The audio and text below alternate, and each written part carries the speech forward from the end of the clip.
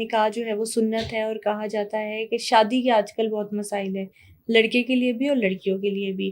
سورہ کوثر اگر ایک اچھا رشتہ تلاش کرنا ہو یا شادی کا معاملہ ہو تو اس میں بہت مددگار ثابت ہوتی ہے، بے وہ کیسے؟ انتہا مددگار ثابت ہوتی ہے۔ میں ہمیشہ سورہ کوثر کو یا لطیف کے ساتھ میں لا کے پڑھواتا ہوں۔ یا لطیف اور سورہ کوثر کا ظاہر ہے کہ نام اور والدہ کے نام کے اعداد کے حساب سے وظیفہ بنتا ہے، یعنی جتنے ان کے ماں کے اعداد نام کے اعداد ہیں اور جتنے لڑکی کے نام کے اعداد ہیں، مطلب جیسے لڑکی ہے فوزیہ بنت عائشہ، تو ان دونوں ناموں کے اعداد نکالیں گے کہ وہ کتنے آ رہے ہیں، اسی مقدار میں یا لطیف اور پھر سورہ کوثر پڑھیں گے 313 مرتبہ، تو 61 دن میں اللہ کا فضل ہو جاتا ہے، رشتہ ہو جاتا ہے۔ 61 دن میں 61 دن میں ایسے کیسز دیکھے ہیں آپ نے؟ جی، وہ میں دیتا ہی سب سے جو فاسٹسٹ ایکٹنگ وظیفہ ہے، اس پر میری ویڈیو بھی ہے یا لطیف اور سورہ کوثر کے اوپر، تو وہ ویڈیو لوگ دیکھ سکتے ہیں اگر اس کو فردر ان کو میتھڈ سمجھنا ہے پورا، تو اس ویڈیو میں نے پورا سمجھایا۔ اچھا، سورہ کوثر کے بارے میں کہا جاتا ہے کہ اس کے موکلات بہت اسٹرانگ ہے، کیا ریالٹی ہے؟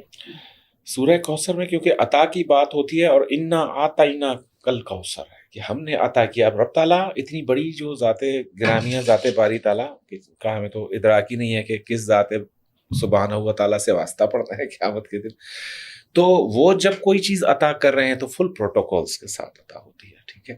جماعتوں کی جماعتیں سمجھو کہ تشتریوں کے اوپر رکھ کر یہ کلمات لائے جاتے ہیں، ہیرے موتی، ارکے گلاب، گلاب کی پنکھڑیاں، اور وہ ہر چیز جو آپ سوچ سکتے ہو، ناز و نعم کی، سفید ہیرے، سونے کی تشتریاں، تو اس طریقے سے موکلات یہ اٹھا کر لے آتے ہیں، خوان لاتے ہیں جن میں یہ کلمات درج ہوتے ہیں۔ رب تعالیٰ کی بات ہے اور کیا ہے، کس کو رہے سب سے اونچی، سمجھو کہ معنو مرتبہ رکھنے والے بشر کو، یعنی رحمت للعالمین کو کی طرف وہ چیز آ رہی ہے، تو ظاہر ہے کہ موکلات اور یہ ساری چیزیں لازم و ملزوم ہیں۔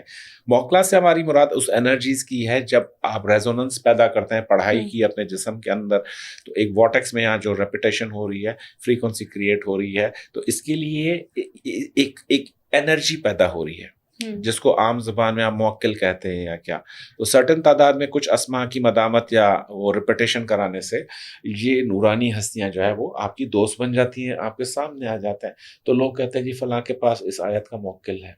نہیں، موکلات اور جنات، ان دو چیزوں میں فرق ہے، تو جنات قابو کیے جا سکتے ہیں کہ موکلات سے دوستی کی جا سکتی ہے، یہ کلیئر کر دیں۔ میرے خیال میں تو قابو کسی مخلوق کو نہیں کرنا چاہیے، خواہ وہ جنات ہو یا کیا۔ ہاں یہ ہے کہ ایز اے فرینڈ ہم بات چیت کر سکتے ہیں آن ایکول، اس کے اوپر لا کر ان کو، اور جو موکلات ہیں وہ تو ظاہر ہے کہ تابع کرنے کا معاملہ غلط ہے اس میں، کیونکہ موکل اگر تابع ہو جائے انسان سے اور پھر اس پہ ٹرسٹ آپ کبھی بھی نہیں کر سکتے ہیں، وہ ہمیشہ جو ہے وہ کوئی بھی چیز آپ قید کرو گے نا آزادی کی مانگے گی، آزادی کی طرف جائے گی، تو ایسی چیز کے پیچھے پڑنا ہی کیوں جس کو آخر میں چھوڑنا پڑے۔ رہ گئی بات کہ میرے دنیاوی معاملات موکل یا یہ انرجی ٹھیک کرے گی، تو ہاں یہ کہ سورہ کی مبارکہ کی برکت سے تو وہ معاملات ظاہر ہے آپ کے ویسے ہی سنور جانے ہیں، تو آپ کو پھر ان ہستیوں کو قید کرنے کا کیا فائدہ ملتا ہے؟ ہاں، کچھ لوگ کہتے ہیں جنات سے ہماری دوستی ہے، انہوں نے ہمیں بیماری کا نسخہ بتا دیا، جنات کے ساتھ ہماری دوستی ہے، انہوں نے ہمارے کام سنوار دیے۔ ایسا نہیں ہوتا ایکچولی، کہ آپ کی اپنی جو وارٹیکس ہے یا آپ کا جو اپنی تھرڈ آئی ہے سمجھ لیجئے، یا آپ کا جو لاشعور ہے، وہیں سے ہی ساری انفارمیشن کائناتی پورٹل سے ڈاؤن لوڈ ہو رہی ہے، پھر لے آپ کسی بھی آواز میں آ جائے، کسی میڈیم کے تھرو آ جائے، لیکن عطا تو وہاں سے آ رہی ہے، وہ نسخے وہاں سے آ رہے ہیں۔ ہم جب کچھ پریکٹسز کرواتے ہیں کوانٹم ٹنلنگ کی یا کچھ اور میڈیٹیشنز کی، تو اس میں لوگوں کا ادراک اور ذہن اتنا کھل جاتا ہے، ادھر سے سوال ہے، ادھر سے آنسر آ گیا، بھائی کون بتا رہا ہے تمہیں، کہ اس کی اپنی انرجی ہے جو ٹیپ ہو چکی ہے، جو صحیح ٹریک پر آ چکی ہے۔ تو سورہ کوثر اپنی ذاتی انرجی کو گلو کرنے کے لیے ایکسلنٹ چیز ہے۔ صحیح، اپنے اورا میں کشش آپ کو پیدا کرنی ہے، سورہ کوثر کی کھلی جو ہے وہ پڑھائی شروع کر دیجئے۔ ایسا پوائنٹ آتا ہے کہ آپ ایک جگہ اپلائی کرتے ہو جاب کے لیے اور سینکڑوں جگہ سے آفر لیٹرز آنا شروع ہو جاتے ہیں، ایسا ہوتا ہے سورہ کوثر کے اندر۔ بالکل ٹھیک ہو گیا۔ اچھا، ایک تو موکلات کتنے اسٹرانگ ہیں اس پر ہم نے بات کر لی، ایک اور معاملہ بھی ہوتا ہے کہ اکثر لوگوں کو محسوس ہوتا ہے کہ ہمارے گھر میں جنات ہے، یا وہ لوگ کہتے ہیں جنات کی حاضری ہوتی ہے ہم پہ، یا ہم پہ کسی نے کالا جادو کرا دیا ہے، تو اس طرح کے اگر معاملات ہو تو سورہ کوثر کا عمل کر سکتے ہیں؟ سورہ کوثر بعض جنات کو تو بہت ہی زیادہ مرغوب اور پسند ہے، جو نورانی مخلوق سمجھو کہ جو راہ راست والے جنات ہیں، باقی جو دوسرے جنات ہیں ان کی بڑی دشمنی ہے اس سے، ان کی، کیونکہ جنات کو جو جلانے کے لیے ان نشانیہ کا حول ابتر کا بھی استعمال کیا جاتا ہے معوذتین کے ساتھ. تو اس لیے بعض جنات اس کی تلاوت سے فوراً گھر آپ کو ہلکا پھلکا معلوم ہوگا. اگربتیوں کے اوپر اگر سورہ کوثر کی تلاوت کر کے عصر اور مغرب میں 3 اگربتیاں گھر میں جلائی جائیں، یعنی آپ پورا بنڈل لے لیں 200-400 اگربتیوں کا، اور اس کے پورے کے اوپر 313 مرتبہ سورہ کوثر اور 33 معوذتین یعنی آخری دونوں کل پڑھ کے دم کر دیجیے. 3 اگربتیاں نکالیں، روز جلا لیں گھر میں، دوپہر سے شام کے ٹائم تک، مغرب تک وہ جلتی رہیں. آپ دیکھیں گے کہ نہ ہونے والی کہانیاں اور کام ہونے شروع ہو جائیں گے. جنات پناہ مانگتے ہیں اس عمل سے کہ یار اس خوشبو سے ہمارا دم گھٹ رہا ہے، اس کو ہٹاؤ. اوکے، بڑا انفارمیٹیو ہے، مطلب کیونکہ اب تو ہم روز ڈیلی لائف میں ہی سنتے ہیں کہ کسی نہ کسی کے ساتھ ہر گھر میں جنات کا معاملہ چل رہا ہوتا ہے. یہ بتائے گا، ابھی آپ نے ایک ورڈ بولا تھا پورٹلز کا. پورٹلز کہا جاتا ہے اس دنیا سے دوسری دنیا کو جو جانے والا راستہ ہے، وہ ہے ایک دنیا سے دوسری دنیا میں کھلنے والا دروازہ ہے. تھوڑا سا پورٹلز کے بارے میں بتائیں کہ وہ ہے کیا، اور پورٹلز کا سورہ کوثر میں ذکر ہے، کیا کنیکشن ہے؟ پورٹلز ظاہر 7 دروازے کہتے ہیں کہ اس کائنات سے اس کائنات میں کھلتے ہیں. ان 7 کی الگ الگ لوکیشنز ہیں. ایک تو ہم جانتے ہیں کہ جہاں سے سفر معراج ہوا جناب مصطفیٰ صلی اللہ علیہ وسلم کو. باقی یہ 6 دروازے کہاں ہیں وہ بھی سائنس بہت زیادہ سمجھو کہ دریافت کر چکی ہے. کہ ایک سنتے ہیں ہم کہ کراچی میں منوڑا کے پاس کوئی جگہ ہے تو ادھر ایک پورٹل کھلتا ہے. وہ پورٹل بیسکلی ایک وارم ہول ہے جس کے ذریعے فرشتے اور جنات اور روحیں اور روح القدس اس دنیا میں اترتے اور چڑھتے ہیں. سب کے اپنے اپنے گیٹ ویز ہیں. پاک ہے وہ ذات جس نے رستوں والا برجوں والا آسمان بنایا اور آسمان میں رستے رکھے. اب آپ بولو بھی اوپر دیکھو آسمان میں رستہ نظر آتا ہے تمہیں؟ نہیں ہے کوئی بھی رستہ. تو قرآن میں تو لکھا ہے رستوں والا آسمان، برجوں والا آسمان، سیڑھیوں والا رب. تو یہ سب کدھر ہیں وہ سیڑھیاں، کدھر ہیں وہ نظام؟ تو یہ ہڈن رکھے گئے ہیں. یہ ٹریجیکٹریز اگر ہڈن نہیں رکھتے تو ظاہر ہے کہ پھر غیب اور ساری چیزیں تو وہ اپنی معنی نہیں رکھتی نا. تو کچھ چیزیں غیب میں ہیں، کچھ چیزیں شہود میں ہیں. غیب کا علم اللہ اپنے پسندیدہ بندوں کو دیتا ہے، سب سے پہلے انبیاء کو، پھر ظاہر ہے کہ ان کے بعد جتنی کیٹیگریز آتی ہیں ان سب کو ان کے درجے کے حساب سے غیب کا علم، ان پورٹلز کا علم دے دیا جاتا ہے اور سیر بھی کروائی جاتی ہے. آپ اور میں روزانہ ایک پورٹل سے گزرتے ہیں جس کا ہمیں ادراک ہی نہیں ہوتا. وہ خواب کا پورٹل ہے. جب آپ سو جاتے ہو اس کے بعد کہتے ہیں نا انسان جب سوتا ہے تو اس کی روح ٹریول کرتی ہے. ہاں وہ تو سورہ الاعراف میں رب تعالیٰ فرماتا ہے جب روح میں کھینچ لیتا ہوں تمہاری، جب تم لوگ سو رہے ہوتے ہو، اور جب وہ جس کا وقت نہیں ٹھہرا ہوتا اس کو واپس بھیج دیتا ہوں، جس کا وقت آ گیا اپنے پاس روک لیتا ہوں. یعنی ڈیتھ ڈیورنگ دا سلیپ کا جو کانسیپٹ ہے رب تعالیٰ وہ فرما رہے ہیں. دیجا وو کے بارے میں بھی اکثر لوگوں کا یہی ماننا ہے نا کہ جب ہماری روح ٹریول کرتی ہے تو وہ ساری چیزیں دیکھ کے آئی ہوتی ہے، جو اکثر ہمیں اس دنیا میں لگ رہا ہوتا ہے کہ ہمارے ساتھ ایسا پہلے ہو چکا ہے. یہ والا معاملہ ہے. اور سورہ کوثر میں جو پورٹلز کا تعلق ہے وہ پہلی آیت سے ہے، انا اعطیناک الکوثر، یعنی ہم نے آپ کو عطا کیا ہے کوثر. تو کوثر کس رستے سے آیا ہے نا؟ کسی پورٹل کے تھرو آیا ہے نا. وہ جو پوری برکت کی ایک لہر اتری ہے، اس برکت کی لہر کو یہاں بھیجنے کے لیے رب تعالیٰ نے ظاہر ہے کہ جو میسنجر ہے اللہ تعالیٰ کے اور جناب خاتم النبیین کے بیچ میں جو لا رہے ہیں پیغامات اور لے جا رہے ہیں جناب جبریل علیہ السلام. تو کیا کوثر بھی جبریل علیہ السلام کے تھرو نازل ہوئی ہے؟ تو یہ سورہ تو جبریل علیہ السلام کے تھرو نازل ہوئی، لیکن اس کے جو گیٹ ویز اور جو دروازے کھلتے ہیں وہ اس کیپیسٹی سے کہیں آگے ہیں جو کہ صرف اسی واقعے تک محدود ہو کہ جی بس جبریل علیہ السلام لے کر آ گیا. وہ دروازہ، وہ پورٹل آج بھی کھلا ہے اور قیامت تک کھلا رہے گا انشاءاللہ. اچھا یہ مجھے بتائے گا کہ محرم الحرام کا مہینہ شروع ہو چکا ہے، کوئی خاص عمل یا کوئی خاص دن جب ہم سورہ کوثر کو پڑھے اور ہمیں اس کے حیرت انگیز فوائد نظر آئیں؟